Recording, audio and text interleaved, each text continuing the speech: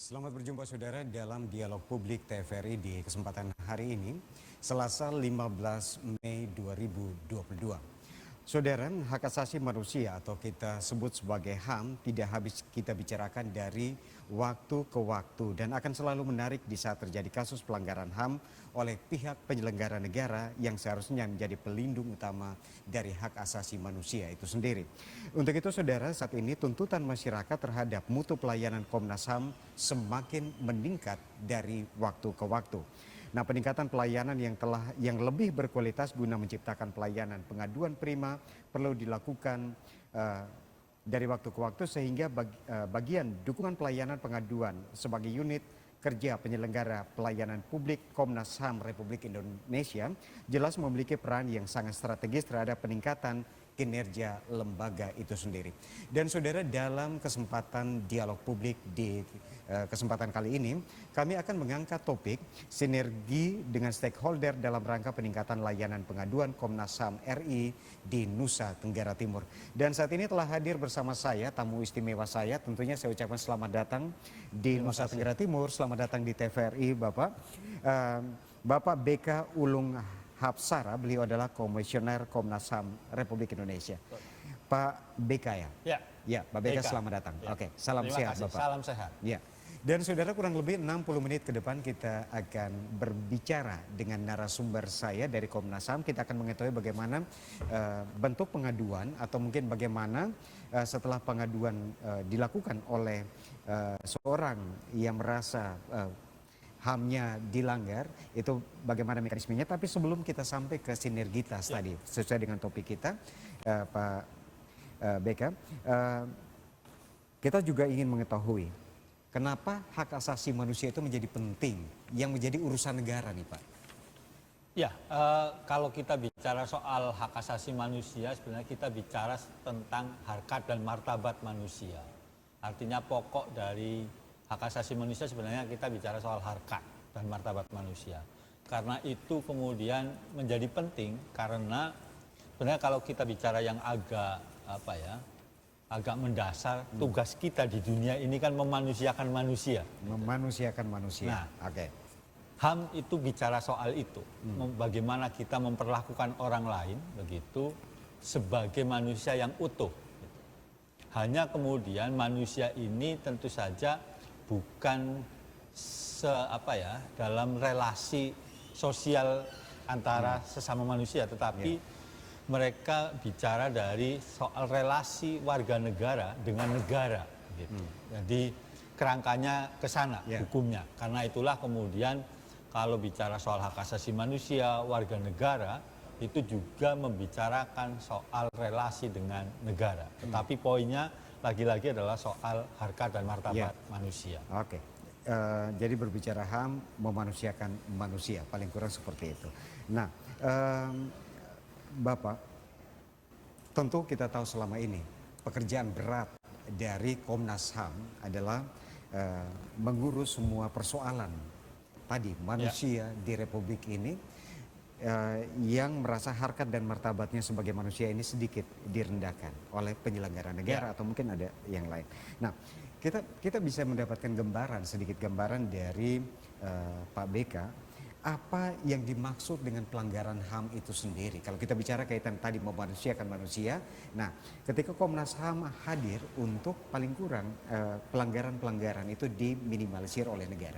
Nah, pelanggaran HAM itu seperti apa sih Pak? Ya, jadi kalau kita bicara soal hak asasi manusia, ini kan di setiap warga negara ini sangat banyak haknya, begitu. Artinya dari soal hak untuk beribadah, berkeyakinan, hak untuk berpendapat, terus kemudian hak untuk turut serta dalam pemerintahan, kemudian hak untuk bekerja, mendapat pekerjaan yang layak bagi kemanusiaan kalau kita pakai Undang-Undang 1945, maupun juga hak atas pendidikan dan yang lain sebagainya. Nah, pelanggaran HAM itu kalau kemudian negara tidak mampu menghadirkan atau melindungi, memenuhi, menghormati hak warga negara yang sebagian saya sebutkan tadi, itu di sana.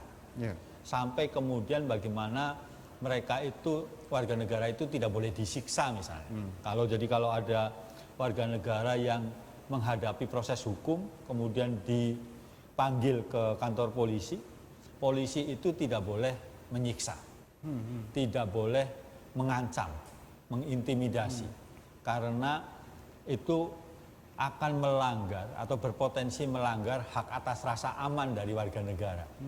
Nah, itu contoh dari sederhana dari pelanggaran HAM. Termasuk juga ketika warga negara itu tidak bisa memperoleh proses hukum yang adil dan transparan. Karena itu adalah hak warga negara untuk bisa memperoleh proses hukum yang adil dan transparan tadi dari setiap aparat penegak hukum, dari kepolisian, kejaksaan sampai kemudian di pengadilan harus dapat itu. Jadi itu contoh-contoh sederhana dari pelanggaran hak asasi manusia. Nah, kaitan dengan misalnya di kepolisian tidak boleh menyiksa seperti Pak BK katakan, juga tidak boleh ada intimidasi. Nah, setiap warga negara berhak untuk mendapatkan proses hukum secara adil. Nah, misalnya kaitan dengan tidak boleh menyiksa, tidak boleh ada intimidasi. Kadang-kadang kan ini beda-beda tipis dengan pelanggaran pidana nih Pak BK. Artinya bahwa masyarakat tidak tahu bahwa ketika mungkin ada penyiksaan. Nah, jenis penyiksaannya apa? Penyiksaan secara fisik atau penyiksaan secara apa itu yang melanggar HAM, Pak? Ya, jadi kalau memang banyak betul orang yang tidak bisa membedakan antara pelanggaran pidana dengan pelanggaran hak asasi manusia atau pelanggaran HAM. Sebenarnya kalau gampangnya kalau pelanggaran pidana itu dilakukan oleh orang lain, ke sesama warga negara. Tetapi kalau pelanggaran HAM itu dilakukan oleh negara ketika kemudian tadi tidak bisa menghormati, melindungi, memenuhi hak asasi warga negara. Itu di situ. Jadi kalau saya mukul Anda misalnya begitu, ya itu saya sebagai warga negara biasa ya, bukan sebagai komisioner Komnas HAM begitu, saya kemudian itu melakukan tindak pidana gitu. Tetapi kemudian kalau saya sebagai pejabat negara yang punya kekuasaan, punya kewenangan kemudian menghalangi Anda untuk beribadah, untuk kemudian juga menyiksa dan yang lain sebagainya, itu juga bisa dianggap sebagai pelanggaran HAM. Nah, Pak BK, kita langsung ke topik kita. Sinergi dengan stakeholder dalam rangka peningkatan layanan pengaduan Komnas HAM di Republik Indonesia. Kenapa Komnas HAM harus bersinergi lagi dengan stakeholder lain untuk paling kurang masyarakat? Paling kurang ini ada Komnas HAM menginginkan ada pengaduan-pengaduan dari masyarakat. Kenapa harus seperti itu? Ya, Komnas HAM ini berdiri tahun 93. Artinya sudah sekian puluh tahun gitu ya, sebagai lembaga negara independen tertua menurut seingat saya begitu. Nah, tugas utamanya adalah bagaimana kemudian melakukan pengawasan terhadap kinerja negara dalam soal penghormatan, pemenuhan, perlindungan dan penegakan hak asasi manusia setiap warga negara di Indonesia. Itu tugas utamanya di situ. Nah, setiap tahun kami itu menerima lebih dari mungkin 3.000 aduan setiap tahun dugaan pelanggaran HAM gitu. Jadi warga datang ke Komnas atau warga berkomunikasi via surat, via email, via WhatsApp ke Komnas HAM mengadukan soal dugaan pelanggaran HAM terhadap mereka. Nah, tetapi kemudian Komnas HAM bukan sebagai lembaga yang bisa mengeksekusi. Mengeksekusi sendiri gitu, karena tanggung jawab itu ada di tadi kementerian, lembaga, pemerintah daerah, aparat penegak hukum maupun juga sektor swasta, sektor bisnis gitu ya. Nah, pada titik itulah sebenarnya sinergitas antara Komnas HAM dengan lembaga yang lain, organisasi atau entitas yang lain itu menjadi penting. Karena kami tidak bisa bekerja sendiri, karena ya itu tadi galibnya kami adalah lembaga pengawas, gitu. Memastikan bahwa negara itu memenuhi tanggung jawabnya. Nah, itu yang pertama. Yang kedua kemudian lokasi-lokasi pelanggaran HAM ini juga tersebar dari Aceh sampai ke Papua. Gitu. Sementara kami punya keterbatasan. Kami punya keterbatasan personil, sumber daya yang lain, sehingga kami juga berharap ada partisipasi dari masyarakat. Partisipasinya apa saja? Misalnya yang paling mudah, kalau memang ada dugaan pelanggaran HAM, adukanlah ke Komnas HAM. Tapi mengadu ini kan juga ada standarnya, ada mekanisme yang harus dipenuhi. Misalnya standarnya begini, setiap aduan itu harus menyertakan kartu fotokopi identitas supaya kami dengan mudah bisa menindaklanjuti, misalnya. Atau kemudian kronologi peristiwanya seperti apa. Nah, sinergi-sinergi seperti ini juga penting. Itu kalau dari partisipasi masyarakat. Kemudian sinergisitas yang lain adalah dengan kementerian atau lembaga yang punya tanggung jawab itu. Ketika diberi rekomendasi oleh Komnas, setelah kami melakukan penyelidikan, pemantauan atau mediasi, kementerian lembaga yang kami beri rekomendasi harus menjalankan rekomendasi itu. Itu yang juga sinergisitas. Belum lagi sinergitas yang lain adalah soal harus diakui pengetahuan masyarakat tentang hak asasi manusia masih perlu ditingkatkan. Karenanya sinergisitas dalam soal kampanye misalnya, pendidikan, penyuluhan maupun riset juga harus dijalankan terus. Misalnya kami kerjasama dengan universitas, akademisi, dengan LSM, misalnya. Soal bagaimana memberdayakan masyarakat tentang hak asasi manusia.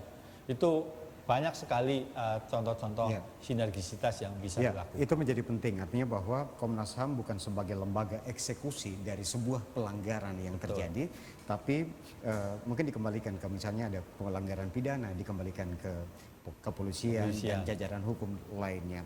Tapi yang di sini mungkin misalnya kaitan dengan pengaduan tadi, Pak BK. Tentu masyarakat seperti Pak BK katakan bahwa setiap tahun Komnas HAM selalu mendapatkan aduan dari masyarakat kurang lebih 3.000. Nah, apakah 3.000 semuanya ini sudah diselesaikan atau masih ada tunggakan-tunggakan yang dilakukan oleh Komnas HAM sampai hari ini? Ya, dari 3.000 itu kira-kira ya rata-rata itu memang tidak semua menjadi ranahnya Komnas HAM. Karena misalnya terkadang masyarakat mengadu persoalan rumah tangga ke Komnas HAM. Itu kan tidak bisa kami terima, gitu. Karena itu mungkin akan jadi ranahnya lembaga lain untuk menyelesaikan, misalnya Komnas Perempuan kalau memang ada kekerasan terhadap perempuan. Tuh. Terus kemudian ada ranahnya pidana yang itu jadi tanggung jawabnya kepolisian. Itu kemudian kami rujuk kepada kepolisian. Nah, dari situ kemudian kami tindak lanjuti. Jadi setelah masyarakat mengadu ke Komnas, kami menganalisa apakah ini menjadi ranahnya Komnas HAM atau bukan. Itu yang kami lakukan. Nah, kalau memang jadi ranahnya Komnas HAM, kami melakukannya dengan dua pendekatan sesuai dengan undang-undang. Yang pertama adalah mediasi, begitu. Yang kedua adalah pemantauan dan penyelidikan. Kalau mediasi berarti kami mempertemukan para pihak gitu, yang berkonflik, pengadu dan teradu. Gitu. Sementara kalau pemantauan dan penyelidikan, kami melakukan beberapa rangkaian kegiatan untuk mengumpulkan keterangan, mengumpulkan fakta-fakta, data-data, kemudian dianalisa dengan pendekatan hak asasi manusia tentu saja. Nah, setelah itu kami mengeluarkan saran dan rekomendasi.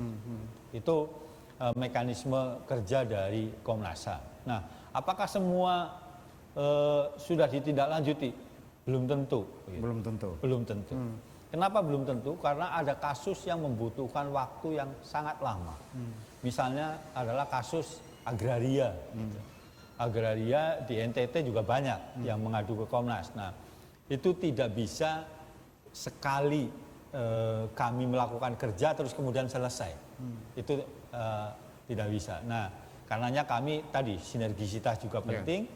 Terus kemudian melakukan analisa hukum yang berkembang seperti apa, kebijakan-kebijakan pemerintah yang terbaru kami juga analisa supaya jadi bahan bagi kami memberikan atau mengeluarkan rekomendasi. Karenanya butuh waktu lama. Belum kalau kemudian konflik di masyarakat itu semakin mengeras misalnya, semakin eskalasinya semakin tinggi sehingga membutuhkan waktu yang lebih lama. Dan nah, muara dari aduan ini adalah saran dan rekomendasi yang dikeluarkan oleh Komnas HAM. Nah, kaitan saran dan rekomendasi, misalnya ditujukan kepada penyelenggara negara yang melakukan pelanggaran HAM. Apabila tidak ditindaklanjuti oleh penyelenggara negara, langkah apa lagi yang harus dilakukan, Pak? Biasanya kalau kemudian tidak ditindaklanjuti oleh penyelenggara negara, kami kemudian membangun mekanisme melapor atau kemudian meminta perhatian kepada atasannya misalnya. Misalnya kami mengeluarkan rekomendasi kepada bupati, kemudian ditindaklanjuti sebagian lagi tidak, begitu. Kami kemudian meminta kepada gubernur untuk bisa menaruh perhatian kepada yang bersangkutan rekomendasinya. Tapi yang pastinya dikawal terus, Pak. Dikawal terus, kami kawal terus, begitu. Kami kawal terus sampai kemudian memang si pengadu ini juga merasa ya sudah terpenuhi gitu. Tapi ada juga kemudian memang yang kami kawal terus tetapi ya tidak selesai-selesai gitu. Itu juga ada dan itu ya itu banyak lah ya. Kami harus mengakui bahwa fakta-fakta seperti itu ada. Nah, dari 3.000-an aduan yang masuk ke Komnas HAM setiap tahun, tadi Bapak sudah sedikit menyentil bahwa dari Nusa Tenggara Timur itu juga ada. Kalau dari Nusa Tenggara Timur sendiri, selain masalah agraria, ada masalah lain yang diadukan, Pak? Kekerasan oleh kepolisian. Ada juga, ada juga. Terus kemudian soal proses hukum yang tidak sesuai, itu ada aduan seperti itu. Terus juga soal ketenaga kerjaan. Itu contoh-contoh yang ada di Nusa Tenggara Timur yang kami terima. Bahkan saya sendiri termasuk yang agak aktif ke Nusa Tenggara Timur gitu. Saya pernah ke Larantuka untuk menyelesaikan konflik agraria, pernah ke Pubabu untuk yang masyarakat adat begitu, dan ada juga soal, jadi ini bukan kali pertama di bukan NTT. kali pertama saya ke NTT. Saya sudah beberapa kali, bahkan termasuk juga sengketa tempat ibadah. Juga pernah gitu. Jadi ini baru sebagian yang kami kerjakan di NTT. Nah, karenanya kami hadir lagi di sini untuk mencoba menjangkau lebih luas lagi. Nah, berkaitan dengan aduan, artinya bahwa kalau kita bicara masyarakat Indonesia secara umum, artinya bahwa kita berjumlah cukup banyak nih, kita sebagai penduduk terbanyak, salah satu penduduk terbanyak di dunia, tapi pelanggaran HAM yang dilaporkan setiap tahun hanya 3.000-an. Apakah terindikasi bahwa masyarakat enggan untuk melaporkan suatu pelanggaran yang dialami, Pak? Sebenarnya kalau kami bilang bahwa 3.000 itu kayak puncak gunung es. Kayak puncak gunung es. Kayak puncak gunung es. Artinya dugaan pelanggaran HAM atau peristiwa pelanggaran HAM yang tidak teradukan ke Komnas itu jauh lebih banyak.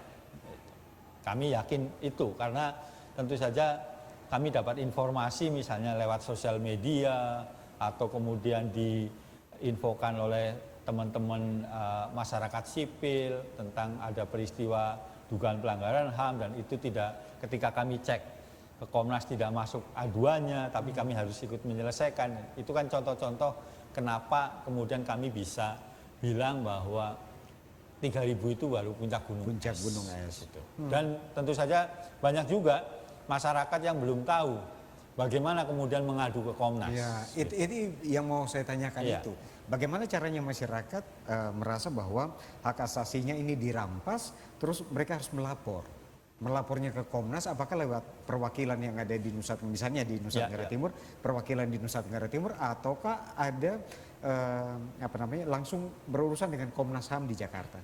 Sebenarnya begini, masyarakat atau warga negara yang memang diduga terlanggar haknya itu bisa mengadu secara langsung, gitu ya, atau juga bisa diwakilkan. Jadi kalau langsung masyarakat bisa lewat email, bisa lewat WhatsApp, bisa juga datang langsung ke Jakarta. Gitu. Atau juga kantor perwakilan lain, tapi sayangnya di NTT belum ada. Di NTT belum ada. Belum ada. Itu langsung ya, artinya bisa via email, via telepon, via WhatsApp Yeah. begitu, atau datang langsung ke kantor-kantor perwakilan Komnas HAM. Yeah. Yang kedua juga bisa diwakilkan. Misalnya masyarakat A bisa karena sudah punya pengacara misalnya, baik pengacara publik maupun pengacara yang profesional begitu, bisa aja kemudian diwakilkan untuk mengadu ke Komnas. Datang ke LBH misalnya, atau datang ke NGO atau LSM mana, kemudian minta LSM tersebut untuk mengadu ke Komnas juga bisa. Jadi tidak harus langsung begitu. Gitu. Itu di situ.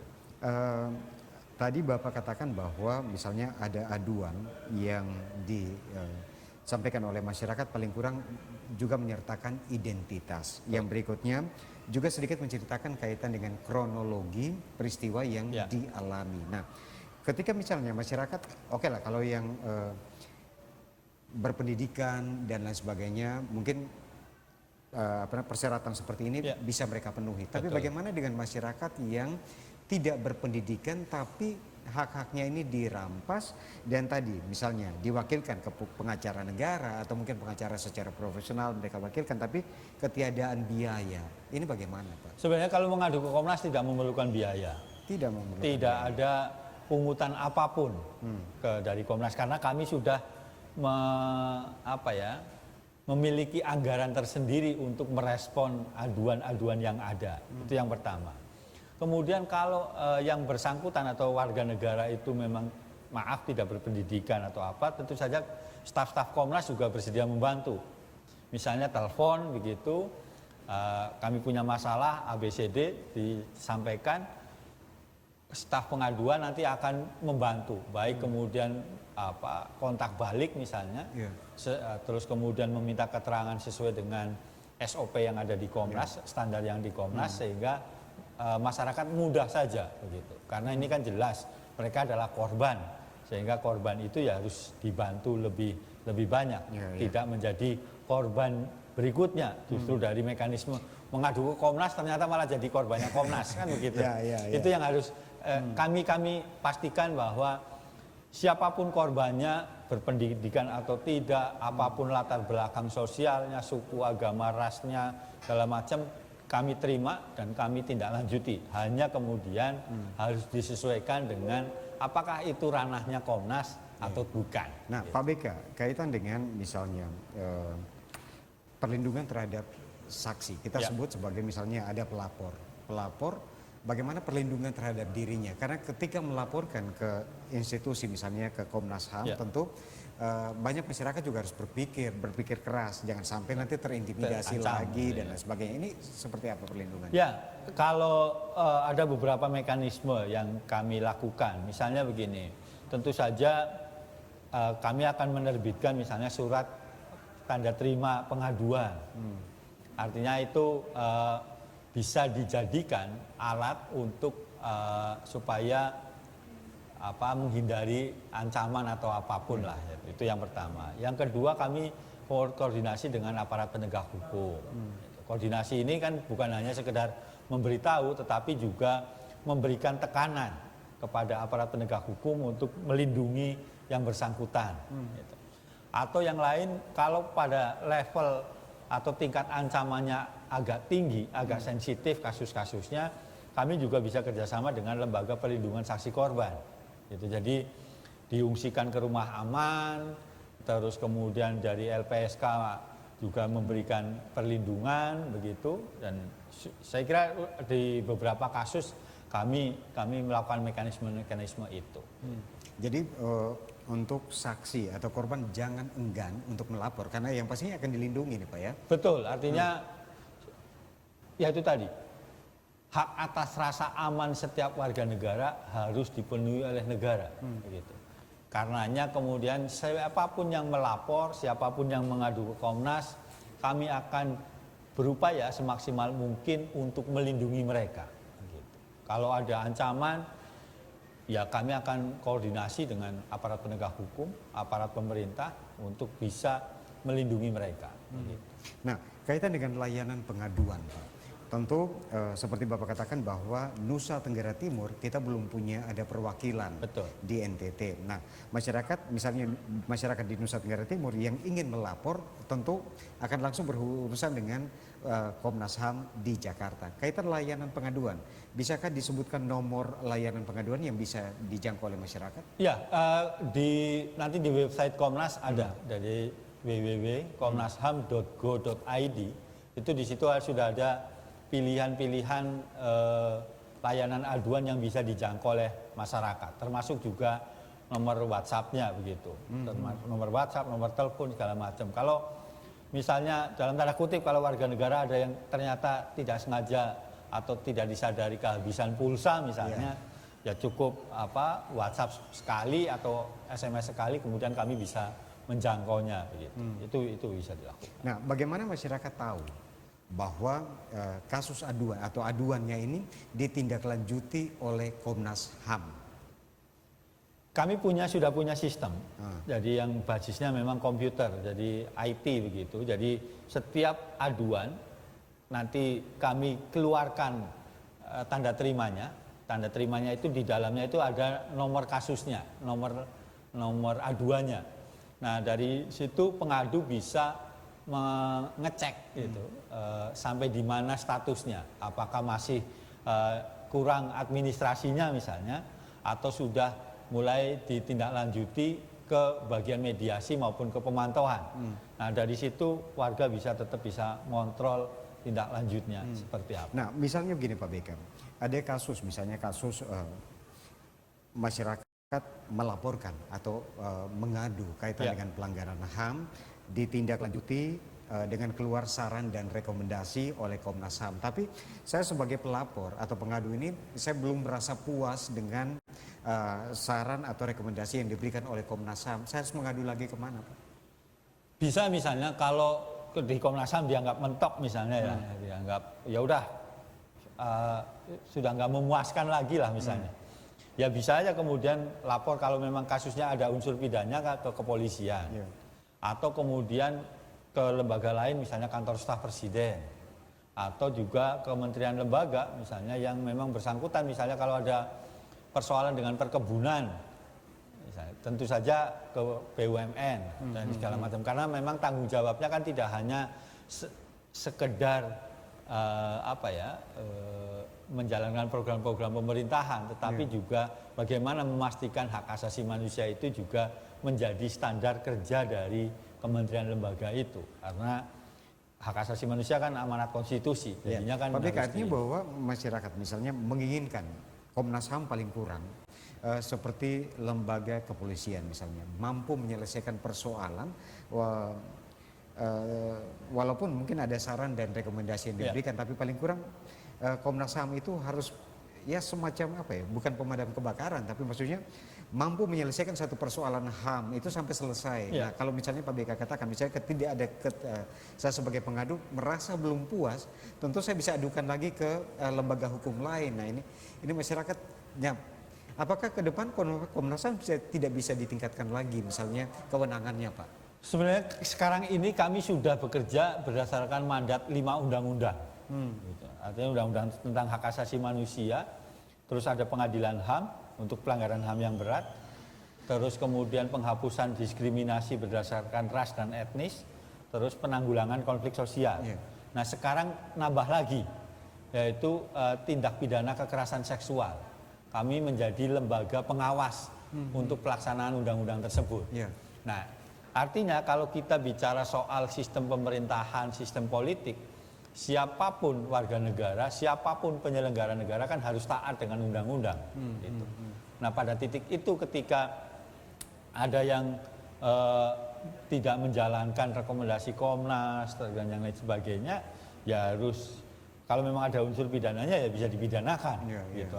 Kalau ada unsur korupsinya ya bisa aja lapor ke KPK misalnya. Kalau ditemukan dalam satu kasus pelanggaran HAM ternyata juga ada unsur korupsinya, bisa lapor ke KPK. Dan ini dikawal terus oleh Komnas HAM? Dikawal terus oleh Komnas. Artinya kami misalnya saya komisioner bisa komunikasi dengan komisioner yang lain. Tidak harus secara formal misalnya surat menyurat gitu. Koordinasi sinergisitas kan tidak hanya lewat pendekatan formal, surat menyurat resmi, tetapi juga ada upaya-upaya lain, misalnya komunikasi, rapat koordinasi, pertemuan antar pihak dan yang lain sebagainya, dan itu bisa dijalankan untuk memenuhi hak korban. Ya. Jadi paling kurang begini Pak, mungkin tentu ada misi. Ya. Bapak selaku komisioner Komnas HAM datang ke Nusa Tenggara Timur, tentu berharap bahwa mungkin sinergi dengan stakeholder ini mungkin dapat ditingkatkan sehingga aduan-aduan dari masyarakat sebagai korban dari suatu pelanggaran ini bisa ditangani jauh lebih cepat lagi Pak ya.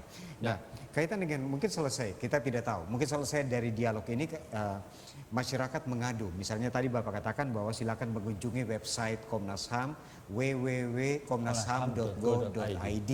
Di situ ada mekanisme bisa melalui WhatsApp, email dan sebagainya, semua sudah tertera di website itu. Tidak, maksudnya tidak menyulitkan, misalnya banyak lagi masuk aduan misalnya. Kalau tadi hanya 3.000-an, ke depan mungkin dia setelah dilakukan sosialisasi ke masyarakat, masuk begitu banyak aduan. Ini diyakini bisa ditindaklanjuti semuanya oleh Komnas HAM Pak?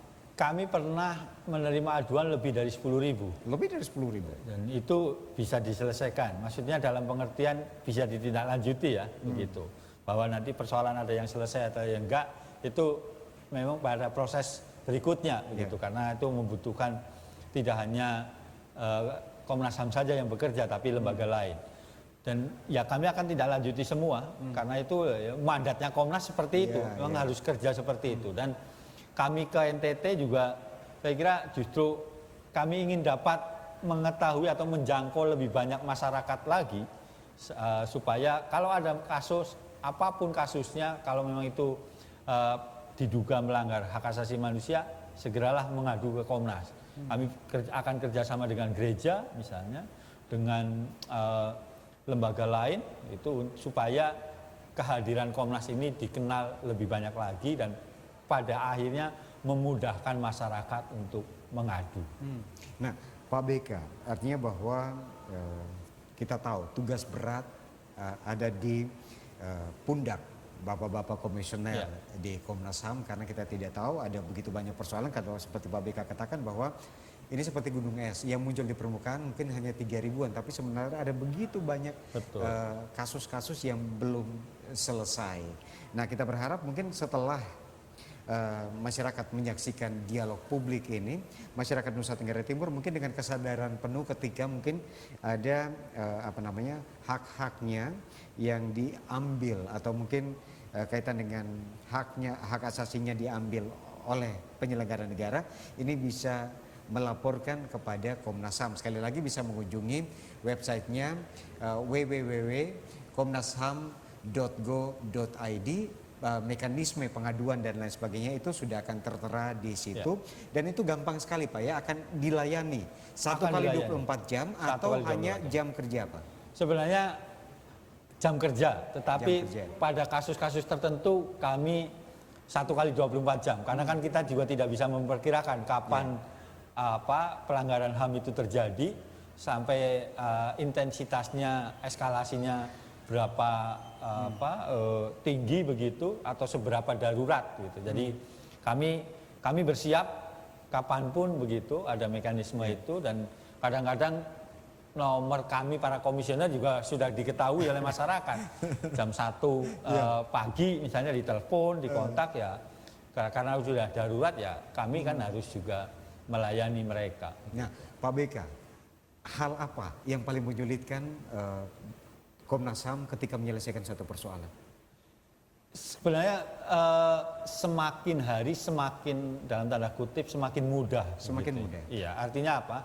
Kami koordinasi dengan kepolisian semakin baik, koordinasi dengan misalnya kementerian lembaga juga semakin intens begitu. Dengan pemerintah daerah baik di kabupaten atau kota maupun dengan provinsi juga kami semakin mudah, dan itu adalah modal utama. Itu yang pertama. Kemudian yang kedua, peran dari organisasi masyarakat sipil, LSM begitu, sehingga memudahkan kami ketika mereka mengetahui Komnas HAM sedang menindaklanjuti aduan masyarakat, mereka bisa membantu mengupdate misalnya, memberi informasi terkini tentang perkembangan kasusnya, sehingga kami bisa lebih mudah bekerja gitu. Terus yang lain ya, kalau pengalaman kami sih lebih banyak dimudahkan lah dengan mekanisme itu, meskipun ya kadang-kadang ada yang hambatannya, ada tiba-tiba aparat penegak hukum tiba-tiba tidak menjalankan kesepakatan, atau kemudian ada ancaman kepada masyarakat yang tiba-tiba padahal itu sesuatu yang sudah dilarang atau tidak boleh begitu. Pak BK, adakah kasus, misalnya kasus pelanggaran HAM berat yang sampai saat ini belum mampu diselesaikan oleh Komnas HAM? Kalau pelanggaran HAM yang berat masih banyak.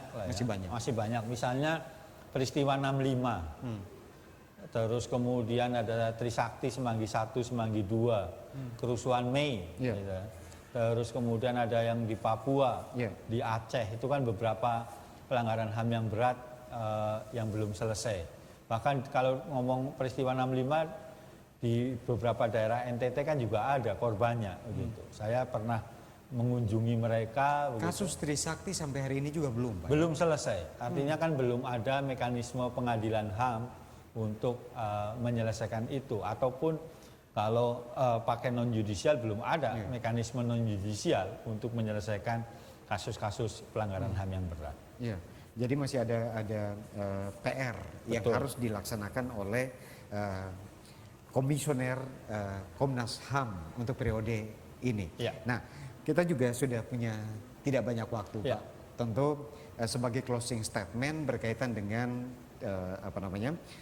topik kita di hari ini, sinergi dengan stakeholder dalam rangka peningkatan layanan pengaduan Komnas HAM Republik Indonesia di Nusa Tenggara Timur. Apa yang ingin disampaikan kepada masyarakat Nusa Tenggara Timur agar mungkin ketika hak asasi manusianya dilanggar, ini bisa mereka mengadu? Ya, kalau kita bicara soal hak asasi manusia, sebenarnya kita bicara tentang diri kita sendiri. Karenanya ketika ada peristiwa di mana hak-hak kita dilanggar, segeralah mengadu. Gitu. Segeralah melapor baik ke Komnas HAM maupun juga ke siapapun yang bisa memberikan bantuan hukum misalnya.